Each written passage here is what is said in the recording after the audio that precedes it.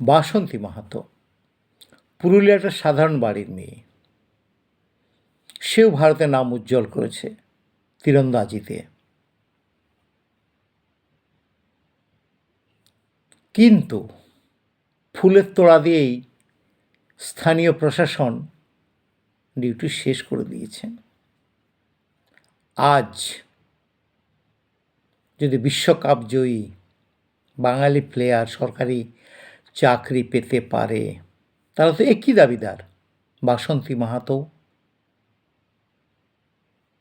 বাসন্তী মাহাতোকে কেন সরকারি চাকরি তাহলে দেওয়া হলো না?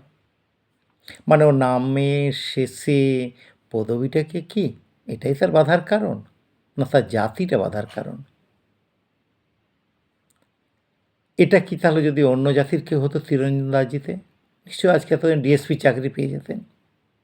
আরে ডিএসপি না দিলে সিভিকে চাকরি দিন না, হাতটা খুলুক আপনার এই সমাজের প্রতি।